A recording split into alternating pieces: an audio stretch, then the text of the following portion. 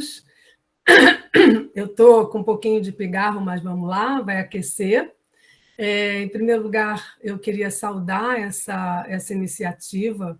Eu sempre sou muito assim favorável às iniciativas dos graduandos, né? Que são a nossa base assim de trabalho e de ensino, não é? Então, em primeiro lugar, isso, agradecer pelo convite e agradecer a professora Eneida, a Wesley, que está aí na parte técnica, ao Milton Douglas, que se esforçou tanto para organizar, e eu tive lendo todas as falas que vão, assim, os extratos, né? Os resumos das falas, muitas têm conexões, não é? Então, vocês vão ver isso vai reverberando nas outras conferências. E, além disso, é um prazer sempre um convite que venha do Nordeste, a quem eu acho o Brasil deve tanto, né? Devemos todos muito ao Nordeste nas circunstâncias atuais e nos últimos anos, né? Então, é com muito prazer que eu vou fazer essa fala, e que se intitula Os Poros de Eros. Pode parecer estranho, mas eu vou tentar mostrar como isso é totalmente articulado. E esse conceito de pele teflon eu elaboro, de alguma maneira, num dos capítulos desse livro, Ruminações, Cultura Letrada e Dispersão Hiperconectada. É um certo assim, diagnóstico do que acontece com nossos corpos no presente, na atualidade, a tendência, né? Que tem a ver com a velocidade dos fluxos do capital e das relações humanas atravessadas por imagens. Então, o primeiro ponto vai ser esse retorno ao mito de Eros, grego, que é citado também, eu acho que na última fala desse ciclo, vai voltar esse tema. Em segundo lugar, o que é a nossa pele, o estatuto paradoxal da nossa pele. Em terceiro lugar, como é que essa pele está sendo ameaçada de fechamento, de encouraçamento, na circunstância atual da contemporaneidade. E, por último, o pulo do gato ou da onça, né? A análise da novela do Guimarães Rosa, que é Indomesticável, que é Meu Tio Iauaretê, o Iauaretê, que é um texto dos anos 60, mas de uma extrema atualidade. A aposta é de que ali vai aparecer um erotismo entre espécies, como vocês vão ver. Eu estou delineando o primeiro movimento da fala, né? Para vocês saberem onde é que eu vou me articulando e indo, né? E nessa leitura, então, a gente vai ver, surpreendentemente, um erotismo entre espécies, não é? Não é nem entre gêneros, mas entre espécies, né? Que vão além do humano. E isso tem a ver com a pele da literatura e a sua porosidade, como eu vou tentar mostrar. Então, começando, os gregos antigos articularam de um modo muito original o tema das saídas a situações de impasse ao erotismo. Então, erotismo e saída de impasses, saída de embaraços. Vamos às origens gregas de poros e de eros. Segundo o dicionário da mitologia grega e romana de Pierre Grimal, poros é expediente, é filho de Metis. Então, a Metis é a astúcia, que é a primeira esposa de Zeus. Zeus não queria ter uma esposa tão astuciosa, resolveu engolir Metis, né? É sempre complicado ter uma esposa tão astuciosa, então Zeus se apropria dessa potência que é Metis, que é a mãe de Poros, não é? Como o nome de Poros foi incorporado ao vocabulário da filosofia. Por exemplo, na expressão, na palavra aporia, que é um termo composto por poros, que é expediente, saída, e acrescido do prefixo privativo grego a, aquilo que não tem saída, aporia. As aporias filosóficas, né? São embaraços, são lugares sem saída. Bom, e como Poros é filho de astúcia, que é Metis em grego, né? Ele é o expediente, a gente pode dizer o recurso, o jeitinho, né? O jeitinho que se vislumbra para encontrar alternativas e saídas em situações embaraçosas e difíceis. Poros, vamos ver qual é a ligação de Poros com Eros. Aí eu retomo a versão do mito proposta pela sacerdotisa Diotima no diálogo platônico Banquete. Segundo Diotima, que está presente no diálogo platônico Banquete, Eros é um ser intermediário entre deuses e homens. E ele é fruto da união entre Penia, que é uma outra potência mítica grega, que é pobreza, com Poros. Então, Eros é filho da pobreza e do Poros, das saídas, dos expedientes, dos recursos. É quase que porque não se tem recursos, é preciso saídas, não é? Então, essa que é a engrenagem em que Eros se articula.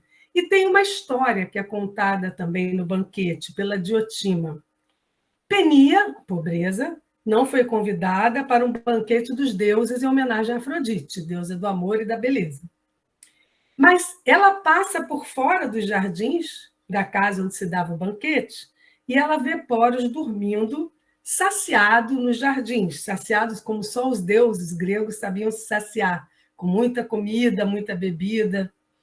E aí Penia se aproveita do sono de Poros e engendra Eros.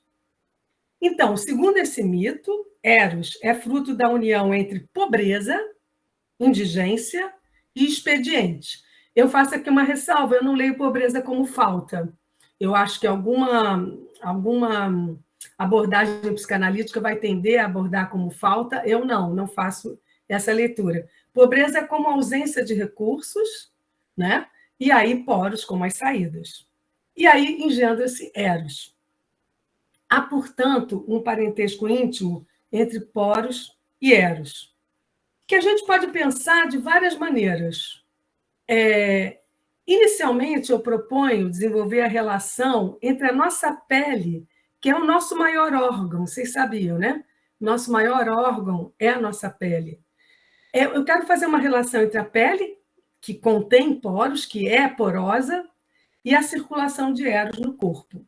Tá? Então, essa é a minha primeira articulação.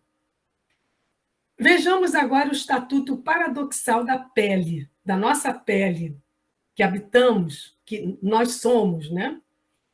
A gente acredita que a pele fecha e contém nossos corpos, mas ela tem um estatuto paradoxal que é importante a gente tematizar atualmente. Por quê? Porque há um contexto atual de expansão e consolidação da cultura da imagem, que nos afasta, de certa maneira, intermedia nossa relação com o próprio corpo e com o outro. Uma cultura do espetáculo, da performance bem-sucedida e de regimes simulados de vida online. A gente simula a nossa vida online grande parte do tempo, não é? E esse online é 24/7, como vai falar o Jonathan Crary, né? Todos os dias da semana, e 24 horas por dia. E que esses modos de vida são compatíveis com a aceleração de fluxos inerente ao capitalismo financeirizado. Não vou desenvolver esse tema, já desenvolvi em outros textos, né? Mas, de todo modo, vocês vejam que é importante tematizar a porosidade da pele nesse contexto. A pele é meio de comunicação por excelência. O nosso maior meio de comunicação não é o celular, é a pele. A pele é uma interface dentro e fora. É uma membrana de trânsito e trocas com o que costumamos chamar de meio ambiente. Não se trata, como a gente geralmente pensa, de um invólucro apenas, ou de uma embalagem. Aí a minha referência é um filósofo português, José Gil, que escreveu um livro sobre dança e corpo. Para ele, a própria sensação de tato se dá, na verdade, milímetros abaixo da pele. E eu vou ler uma citação. Então, é interessante que a pele é uma superfície, mas tem uma profundidade aí, né? Diz o José Gil, lembremos que a pele não é uma película superficial, mas que tem uma espessura. Ela se prolonga indefinidamente no interior do corpo. É por isso que a sensação de tato se localiza a alguns milímetros no interior da pele, e não a sua superfície. Então, um paradoxo aí. A pele é a nossa superfície, mas é dotada de uma espessura. A pele não termina lá onde a situamos, como uma espécie de traçado ou linha de corte que nos isolaria do mundo e dos outros. Ela se prolonga, na verdade, muito além do espaço no qual geralmente a circunscrevemos. E, de novo, eu vou citar o José Gil. Essa zona fronteiriça, estou falando da pele, tem realmente uma interface paradoxal. Por um lado, limita-se por fora graças à pele. Por outro, prolonga o espaço da pele para dentro, conferindo à pele um espaço que a continua, transformando-a. Não é superfície, já, mas volume, ou mais exatamente, atmosfera. Então, a pele é a nossa atmosfera, porque ela não para onde a gente pensa que ela para, ela se aprofunda e ela troca com o que nos envolve, com o mundo em que nós estamos situados. Em geral, a gente não percebe essa dimensão paradoxal e membranosa, atmosfera de trocas e de comunicação. E o esquecimento desse paradoxo da pele se articula no Ocidente a noção literalmente incorporada de indivíduo como isolado, né? Que convoca uma dialética entre dentro e fora, de que é muito difícil se escapar. Pensar as relações de um corpo com o que estaria fora dele pressupõe que nossos corpos próprios seriam isoláveis do entorno social, natural, cultural, e com eles se comunicariam a partir dessa separação prévia. Então, não existe essa separação, porque a nossa pele é um meio de comunicação, não nos fecha, mas nos filtra, não é? Nos abre e também nos filtra, e nos protege. Tudo isso ao mesmo tempo. Nessa perspectiva, torna-se inevitável que a pele seja pensada e vivida como corte e como afastamento entre dentro e fora, como se fosse uma fita isolante entre eu e o mundo, porque essa é a nossa crença ocidental no indivíduo isolado, isolável, que a partir desse isolamento entra em contato com o mundo ou com o outro. Então, é preciso pensar a pele em sua dimensão intrinsecamente comunicacional, como meio em que circulam trocas de afetos, de forças do e no mundo, porque nós fazemos parte, né, desse mundo.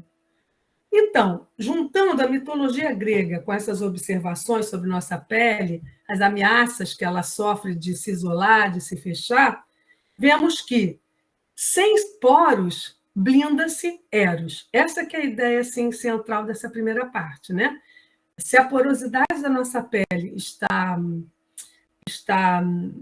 bloqueada, né?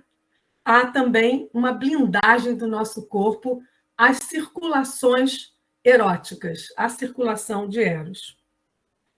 Bom, a corrosão dessas noções de indivíduo e de corpo próprio já tem longa história na filosofia ocidental.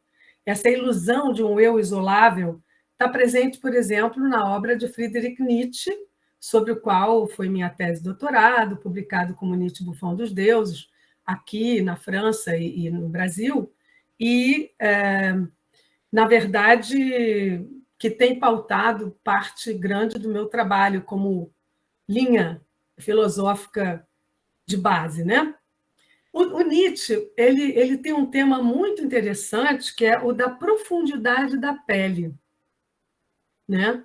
E nesse sentido ele vai marcar uma ultrapassagem dessa dicotomia entre profundidade e superfície, que é importante a gente pensar quando se trata de Eros. Ele denuncia na sua obra a valorização tradicional da profundidade em detrimento da superfície. E aposta, nesse caso, para isso, na porosidade da pele. Olha só o que ele vai dizer no fecho do prólogo ao seu livro Gaia Ciência, né, onde ele reinterpreta a cultura grega antiga. Olha o que o Nietzsche diz, né, num texto dos anos 1888, 86, 87, 88. Oh, esses gregos, eles entendiam do viver. Para isso, é necessário permanecer valentemente na superfície, na dobra, na pele. Adorar a aparência, acreditar em formas, em tons, em palavras, em todo o Olimpo da aparência. Esses gregos eram superficiais por profundidade. Então, esse vínculo entre ser superficial por profundidade é uma chave super importante para se pensar tanto o estatuto paradoxal da pele, como a relação entre poros e eros. Bom, esse tema da profundidade da pele marcou o século XX. Por exemplo, o poeta francês Paul Valéry, ele vai afirmar que o que há de mais profundo no homem é a pele. Então, o que há de mais profundo em nós é a pele.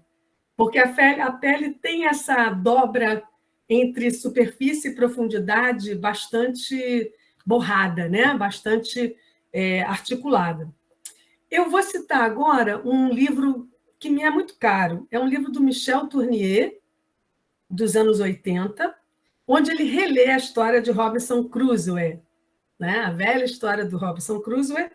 Esse romance se chama Sexta-feira ou Os Limbos do Pacífico. Sobre esse texto, o Gilles Deleuze, de quem eu tive o prazer de ser aluna durante 2 anos aqui na França, ele escreveu, inclusive, um texto, né? Sexta-feira ou O Mundo Sem Outrem. É um pós-fácil da lógica do sentido. Bom, olha o que o Michel Tournier faz o Robinson Crusoe pensar quando está sozinho na ilha, né? O Robinson Crusoe discute essa valorização da noção de profundidade nas expressões como amor profundo, espírito profundo.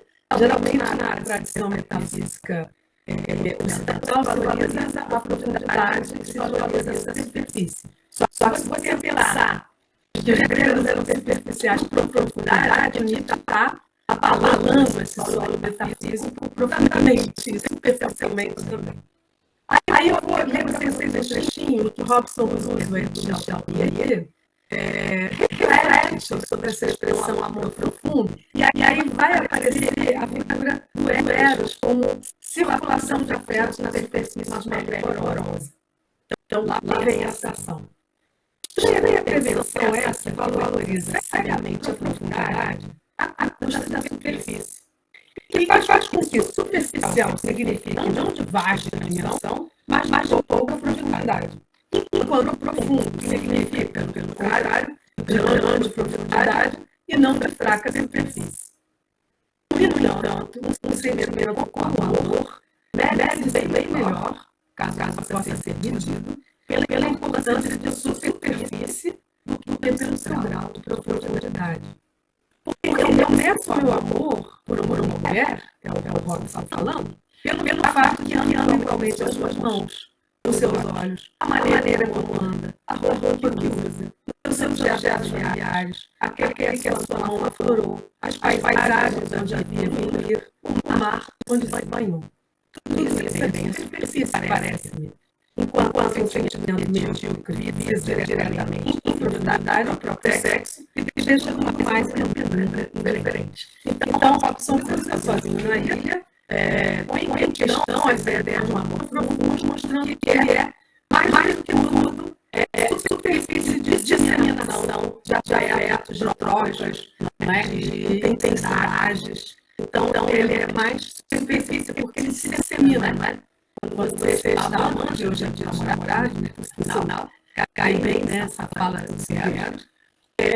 Você acaba amando coisas que antes não faziam nem sentido, né? Os lugares onde você vê com a pessoa, né? As músicas que ouviu junto, etc. Bom, isso seria a ideia de uma pele porosa, né? Com essa estrutura, essa dimensão paradoxal, superficial e profunda ao mesmo tempo, onde circularia Eros. Bom, o que acontece na contemporaneidade? Esse é meu segundo movimento. Tem-se a sensação, atualmente, de se estar sempre em movimento, né? Deslizando por sobre superfícies lisas, escorregadias, nossos computadores celulares também são isso, né? O que tende a impedir a inscrição de acontecimentos no corpo. Também aqui reencontramos um movimento deslizante sobre superfícies sem atrito ou aderência, semelhantes a de um material artificial que frequenta o nosso cotidiano, o Teflon. Já vocês sabem o que é o Teflon, né? Popularmente conhecido como Tefal, né? O produto de consumo é Tefal. Bom, esse Teflon é um produto, é um material artificial inorgânico, que é o polietetrafluoretileno, um polímero mundialmente conhecido pelo nome comercial de Teflon, foi acidentalmente descoberto nos anos 30. Estão vendo que eu faço um salto entre o Estatuto Paradoxal da Pele e o Teflon, mas vocês vão entender por quê. Ele foi registrado e patenteado pela empresa americana DuPont para fins comerciais em 1946. Quais são as características desse Teflon, né, do Tefal, desse polímero? Né? Ele é um material com mais baixo coeficiente de atrito, então, atritar o mínimo possível, e maior grau de impermeabilidade. Né? Então, ele é o máximo de impermeabilidade com o mínimo de atrito. Olha, essas invenções, né, elas muitas vezes expressam determinados movimentos de formações históricas. E, a meu ver, não é à toa que na segunda metade do século XX aparece esse material e ele cai no gosto da indústria, do consumo, das práticas cotidianas. Não sei se vocês lembram como é ou como era fritar um ovo numa frigideira comum. Tinha que botar muita gordura, não é? Para que o ovo não grudasse, porque é uma matéria orgânica, não é? Matérias orgânicas são viscosas. O Teflon desdramatiza esse fritar o ovo, porque a gente tem até um certo prazer em ver o ovo deslizando, né? Com muito pouco material orgânico que o faça deslizar. Eu acho sim que esse tipo de tecnologia não é à toa que ele se expande tanto, se dissemina tanto na virada do capitalismo na contemporaneidade, a partir dos anos 80 em diante, sobretudo. Porque esse deslizar sobre superfícies sem entraves ou fricção passa a ser também solicitado aos nossos corpos, às pontas dos nossos dedos nas atuais interfaces eletrônicas, tablet, smartphone. Né? A gente desliza. O Deleuze já tinha um texto de 92, pós-escrito sobre a sociedade de controle, em que ele vai dizer que o surf passa a ser um esporte muito adequado àquilo que estamos nos tornando, superfícies deslizantes. Né? Bom, mas tem essas duas características, quer dizer, maior impermeabilidade, portanto, fechamento de poros, e menor atrito. Bom, eu vou chamar, então, esse modo de ser, e de se mover e de viver contemporâneo, tendencialmente, porque na contemporaneidade tem de tudo, né? A heterogeneidade histórica é muito mais rica do que a gente pode teorizar, mas a gente pode identificar certas tendências.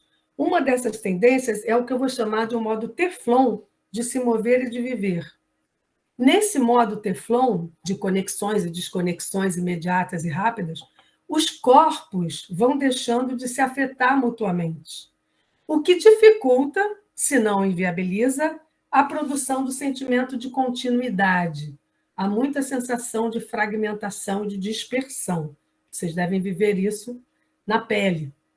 Tem-se a sensação igualmente ilusória de uma liberdade, entre aspas, de uma liberdade aliada a um desejo que não se detém em nada. É muito difícil o desejo se fixar em alguma coisa, né? Não consegue se fixar, tornando-se cada vez mais impermeável a laços de pertencimento e de afeto.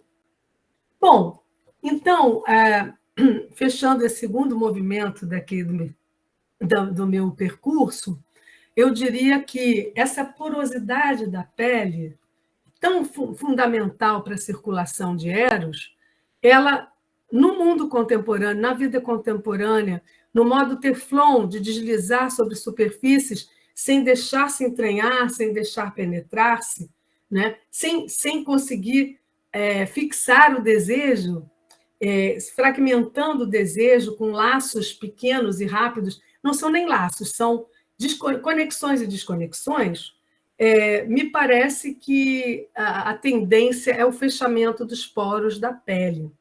Claro que isso vai afetar a circulação de eros nos nossos corpos. É sobre isso que eu queria levantar essa questão, discutir com vocês, mas agora apresentando o terceiro e último movimento da minha apresentação, que é uma aposta de que o texto literário, a sua pele, pode ser um aliado para desentupir nossos poros, para abrir nosso corpo às forças do mundo e da vida, acionando, por vezes, surpreendentes potências de Eros.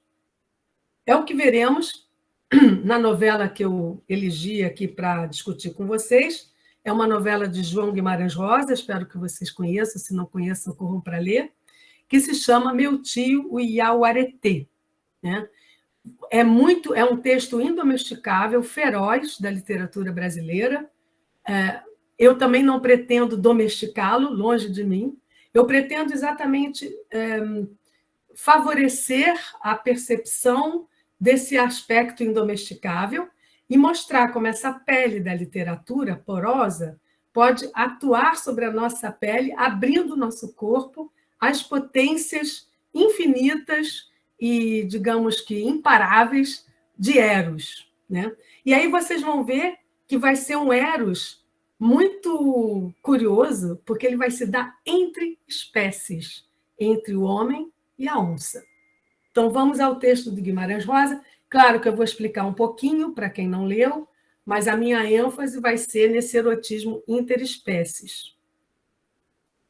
Essa novela, Meu Tio Iauaretê, de João Guimarães Rosa, foi publicada pela primeira vez em 1961. Ele é um texto singular e indomesticável da literatura brasileira. A trama é disparada por uma só voz, que é a que se enuncia no texto. Né? É uma voz feita uma zagaia, que é uma lança curta própria para matar onças, cortando o ar e a língua portuguesa falada no Brasil. No conto, quem toma a palavra é um sertanejo, índio por parte de mãe e branco por parte de pai. O pai só passou assim pela Índia, fez o filho e foi embora. Né? Esse sertanejo ele é contratado para desonçar uma vasta região desabitada. Desonçar, para matar onças, né? E ele vive, então, num lugar ermo, totalmente isolado, em plenos Gerais. Gerais é aquela configuração geográfica que não respeita fronteiras entre estados, mas que vai lá entre Goiás, Minas e Bahia, né? Os Gerais dos sertões do Guimarães Rosa. Então, o sertanejo chama essa terra onde ele vai ficar para matar onças, sozinho, isolado, no meio do mato, de Jaguaretama, que, a partir do tupi, a gente pode entender que é terra de onças. O conto é constituído por sua fala, dirigida a um visitante que permanece calado. Isso é muito interessante, porque no conto, na novela, você só tem a voz do sertanejo, que recebe um visitante. Você não tem nenhuma fala, nenhum narrador em terceira pessoa que possa te explicar as reações do visitante. Mas, pela fala do sertanejo, você impressionantemente conhece o outro personagem que não é nem descrito, nem tem voz no conto. As reações e falas e gestos daquele que ouve estão indiciados no discurso do protagonista. É um viajante perdido na mata, desprovido de montaria, o cavalo teve um problema, e que aí tem que ser abrigado, né, por uma noite por esse sertanejo, esperando um parceiro que chegaria na manhã seguinte com uma montaria para ele. E é curioso, porque é uma fala só, mas a presença do viajante como ouvinte, que não deixa de ser também o leitor, é cada vez mais viva e evidente no enredo, que se passa nessa noite na mata, conforme exclama o sertanejo anfitrião, que provoca medo. Ele diz: oi, noite clara, boa para onça caçar. Então, há toda uma atmosfera assim, noturna e de muito fascínio e medo também. De saída, cria-se, portanto, uma instigante situação dialógica, porque parece um diálogo, em que se comparece à fala do protagonista, uma espécie de monólogo em situação dialógica. Então, acho que a melhor caracterização é essa, né? É um monólogo, mas numa situação dialógica. Tem um ouvinte presente e que, na verdade, está implicado na voz enunciada no conto, que é a voz do sertanejo.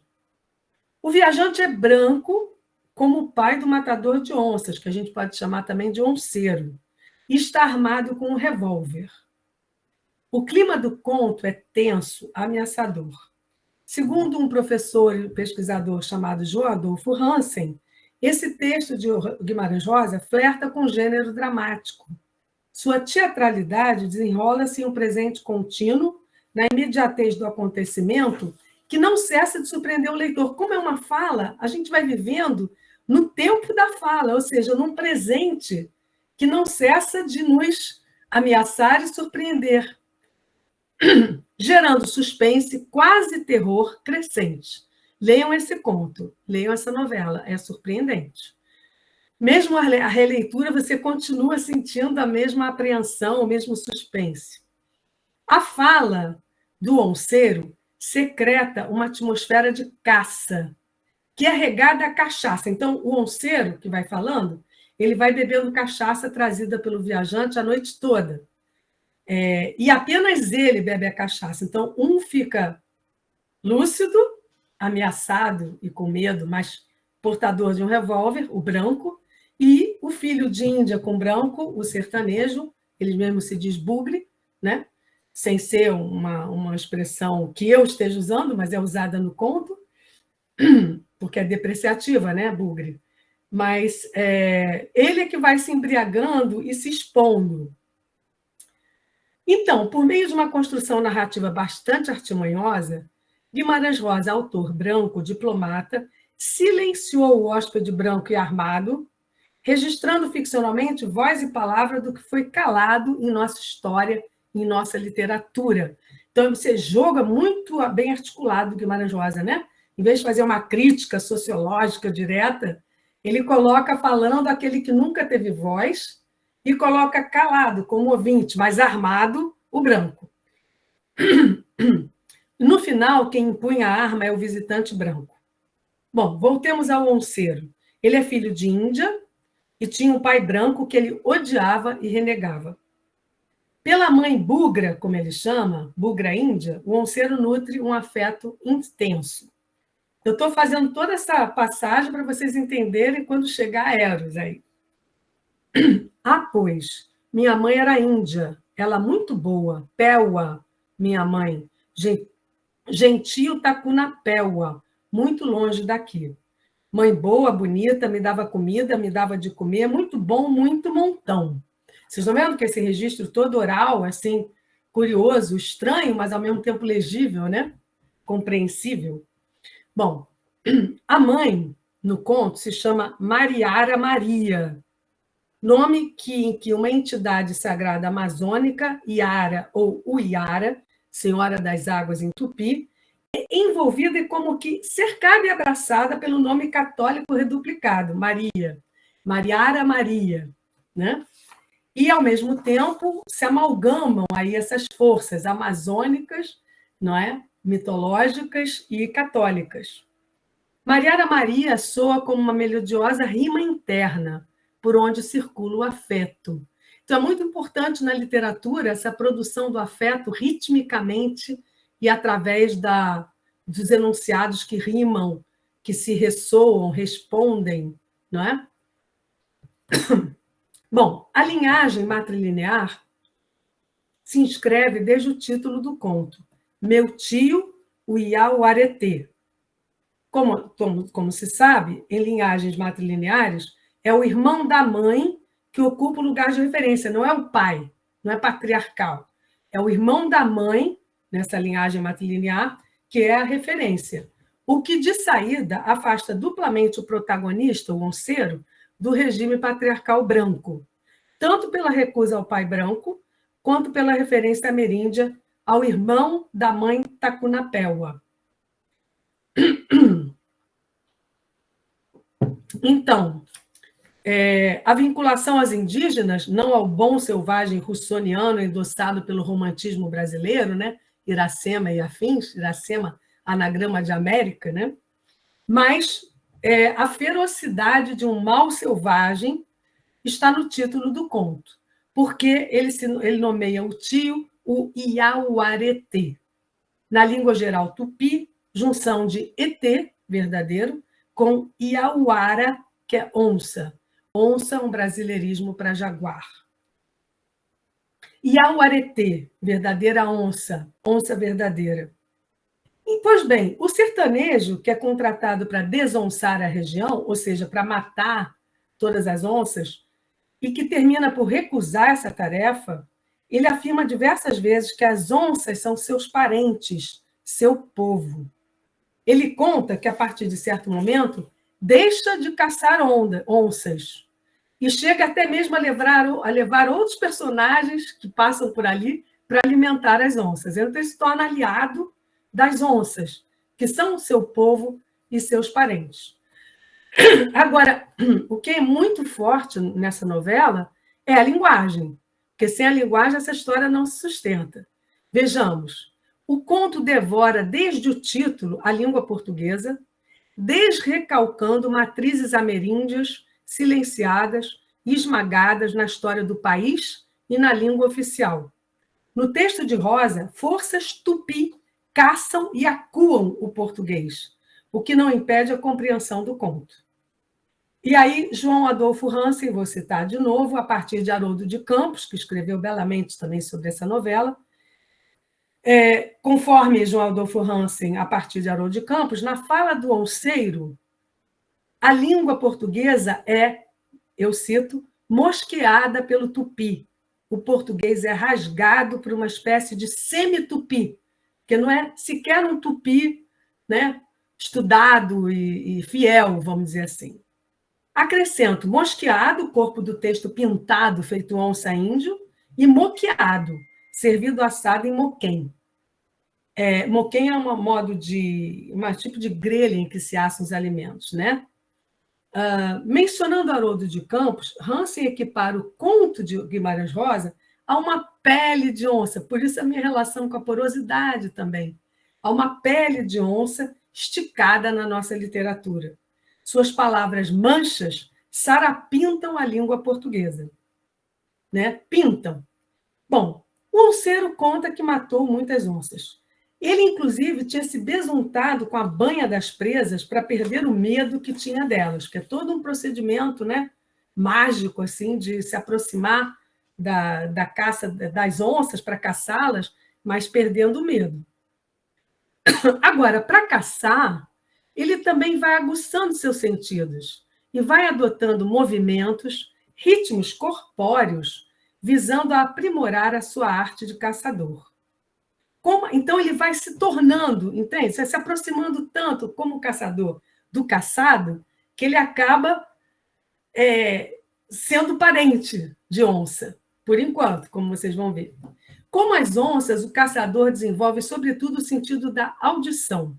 Olha o que ele diz, cito, rastrear, a onça não rastreia. Ela não tem faro bom, não é cachorro. Ela caça com os ouvidos.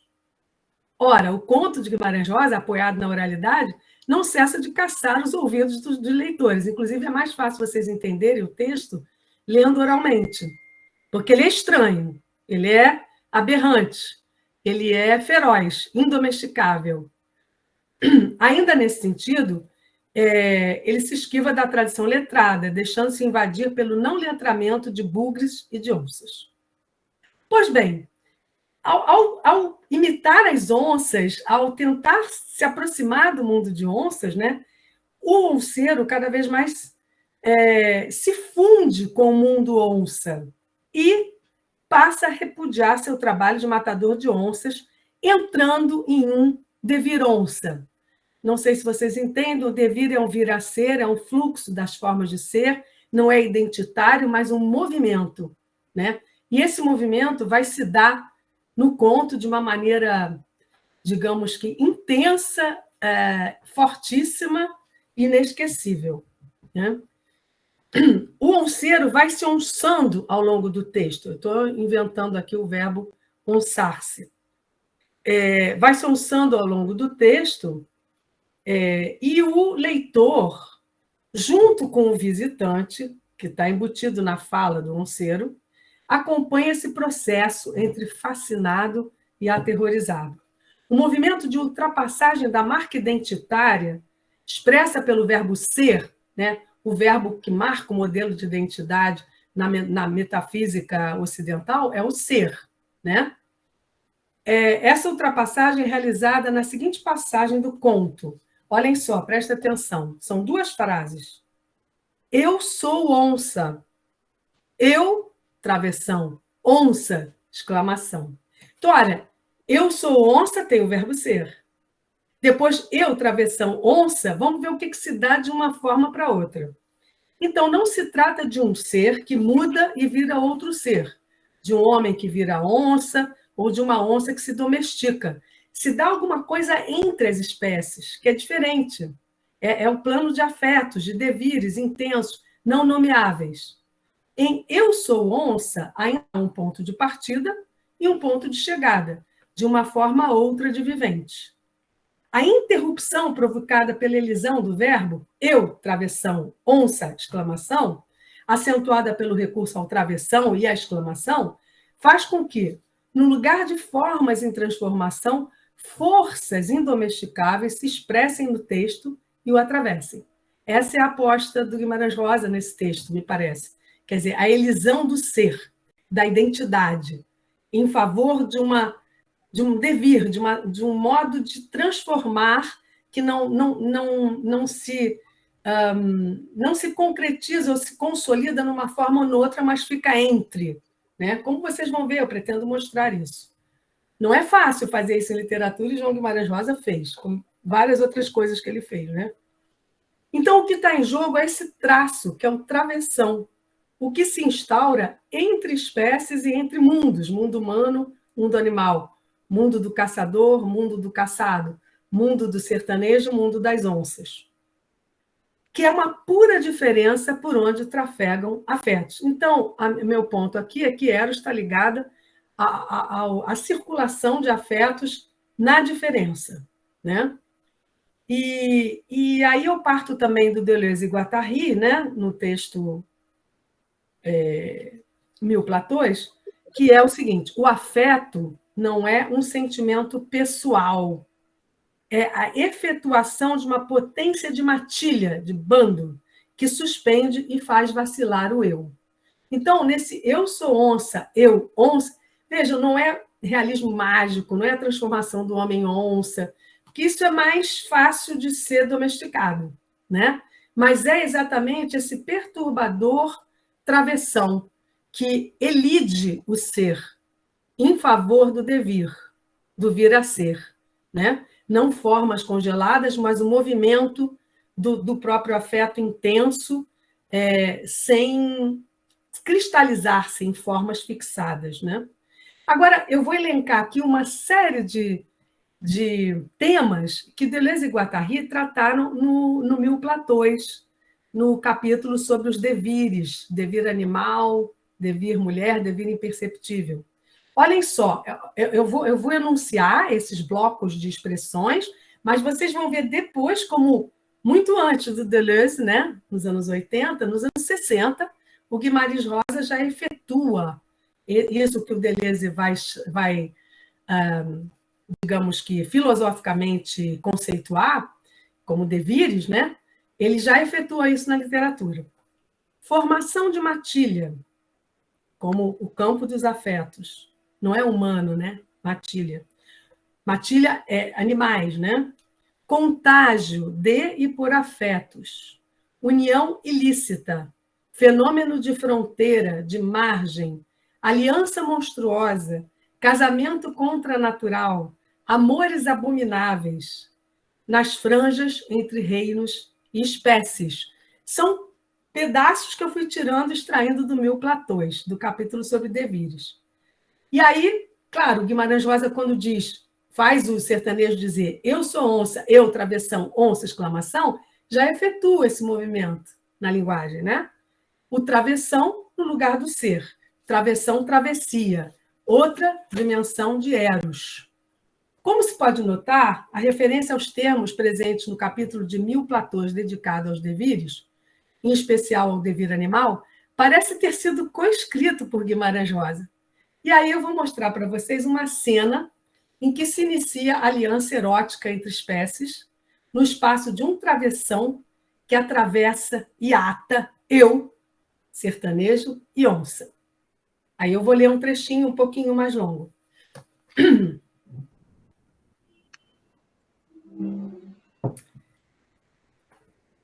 Primeira que eu vi e não matei foi Maria Maria. De madrugada, eu estava dormindo. Ela veio, ela me acordou, estava me cheirando. Vi aqueles olhos bonitos, olho amarelo, com as pintinhas pretas bubuiando, bom, adonde aquela luz. Aí eu fingi que estava morto. Podia fazer nada, não. Ela me cheirou, cheirando, pata suspendida. Pensei que estava percurando o meu pescoço. Mexi, não. Ela chega, esfregou em mim, estava me olhando. Muito tempo ela não fazia nada também. Depois, botou mãozona em riba de meu peito com muita firmeza. Pensei, agora eu estava morto, porque ela viu que meu coração estava ali. Mas ela só calcava de leve, com uma mão, afofado com a outra, de soçoca, queria me acordar.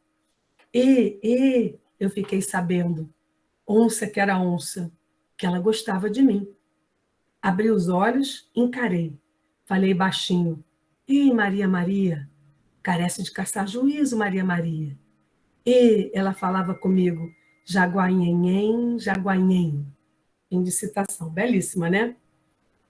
Pois bem, essa aliança contranatural, homem, sertanejo, onça, o travessão que ata e aproxima na diferença, forja uma nova língua, uma linguagem inédita, espécie de entrelíngua. É um português tupinizado e um tupi batizado. Língua de onça tupinizada. Jaguanhenhen, jaguanhen. Como é que o Guimarães Rosa produziu esses termos? Fundindo jaguar e nheê ou nheeng, que é falar em língua tupi. Então, essa é a fala do jaguar. Jaguanhenhen, jaguanhen.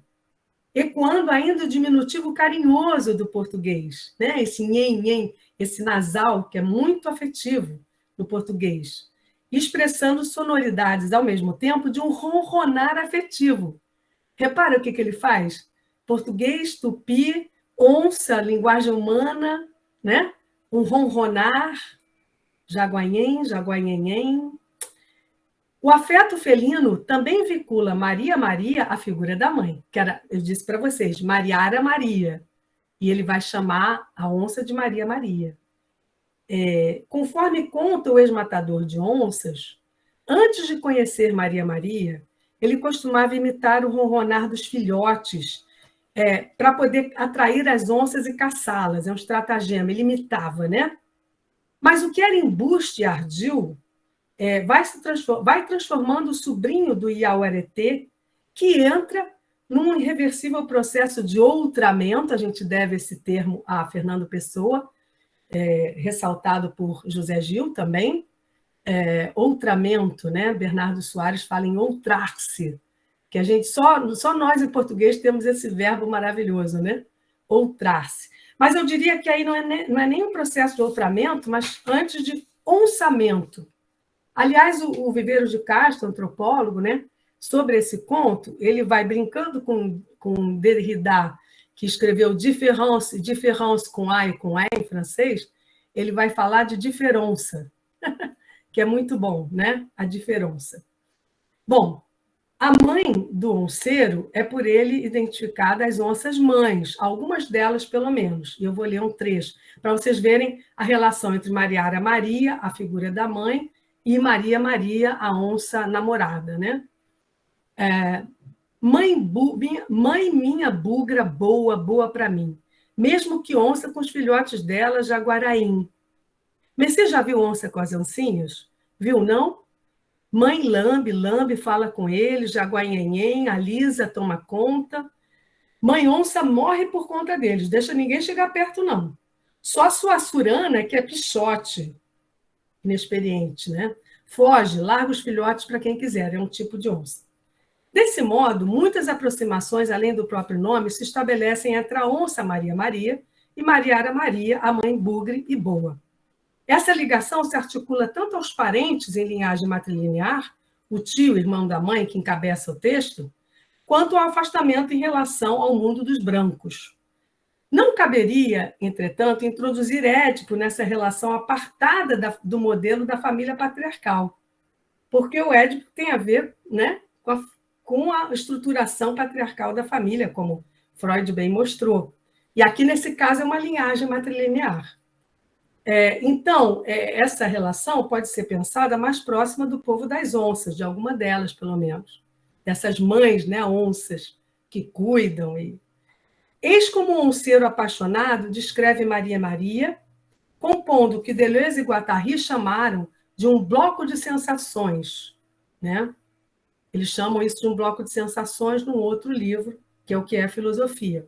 Esse bloco de sensações é atravessado por micropercepções afetivas e eróticas, é uma sinestesia misturando, sobretudo, visão, olfato e tato, tudo bem de perto à flor da pele. Vocês vão ver, citação, também um pouco mais longa. Maria Maria é bonita, Mercê devia de ver. Bonita mais do que alguma mulher. Ela cheira a flor de pau-d'alho na chuva. Ela não é grande demais, não. É canguçu, cabeçudinha. Afora as pintas, ela é amarela, clara, clara. Tempo de seca, elas ainda estão mais claras. Pele que brilha, macia, macia. Pintas, que nenhuma não é preta, mesmo preta, não. Vermelhos coronas, assim, ruivo rocheado. Tem, não? Tem de tudo. Aqui vocês percebem como é que ele introduz o ouvinte, né? Indiretamente. Tem, não? Tem muitos. Quer dizer, o ouvinte podia estar duvidando da descrição dessas pintas. Mas você já comparou as pintas e argolas delas? Você conta para ver. É bem de perto, né? Ele está bem próximo do corpo da onça. Vareia tanto que duas mesmo iguais você não acha, não. Maria Maria tem montão de pinta miúda. Olha a aproximação da pele, né? Cara mascarada, piquitita, bonita, toda sarapintada, assim, assim.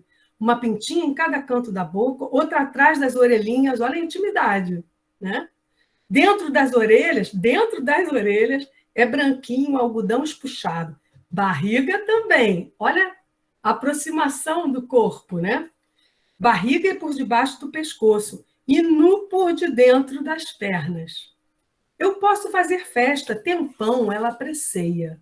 Ela lambe minha mão, lambe mimoso, do jeito que elas sabem a limpar o sujo dos seus filhos delas. Senão, ninguém não aguentava o rapo daquela língua grossa, áspera. Tem lixa pior que a de folha de sambaíba. Mas senão, como é que ela lambe e não rasga com a língua o filhotinho dela? Então, tem a língua da ferocidade e a língua erótica, né? Que não fere, que é num outro ritmo, numa outra porosidade também. Vamos tentar um pouco analisar esse trecho. Olha só, primeiro, com efeito, não há uma pinta igual à outra.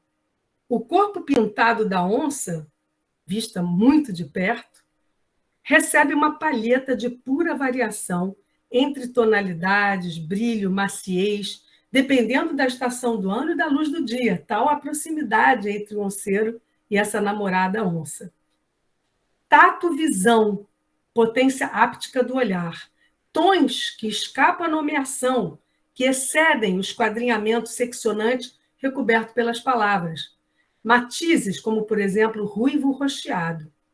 A descrição vai se aproximando do corpo da onça, penetrando até no interior das orelhas.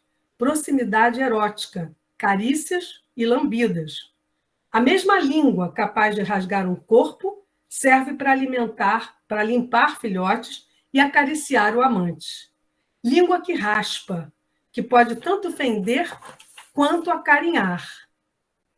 Aí é bem a língua do Guimarães Rosa, né? Que ele engendra, né? Invenção de novas perspectivas entre homem e onça, entre o filho de Índia e o animal feroz, efetuada na própria língua, português raspado e sulcado pelo semitupi. Então, em suma, nesse conto, a gente pode perceber uma desdomesticação do erótico, do humano, do animal e da linguagem. Em uma breve passagem do conto, Guimarães Rosa deixa uma pista sobre essa trama entre linguagem, identidade e ficcionalidade, acionando uma metáfora cara tanto à formação identitária quanto à mímesis, quanto à ficcionalidade. E eu vou citar: "Mas você acha que eu pareço onça? Mas tem horas em que eu pareço mais." Ele está sempre ameaçando, né? "Mas você não viu? Mas você tem aquilo, espelhinho, será? Eu queria ver minha cara." O onceiro não dispunha de um espelho, por menor e mais modesto que fosse. Assim como a literatura brasileira não espelhava essas forças ferozes e indomesticáveis, povo de índios e onças. O sobrinho do Iauaretê nunca se viu no espelho e nunca tinha sido visto no espelho ficcional. Ele tampouco é afeito a retratos. Desconfia de sua captura em imagens. "Gosto de retrato aqui comigo, não." Interessante, né? Essa recusa à imagem, esse temor até à imagem. A rasura da identidade, seu estilhaçamento e multiplicidades heterogêneas também se manifesta nos muitos nomes do onceiro, todos e nenhum. É o que ele conta aí sobre o nome, né?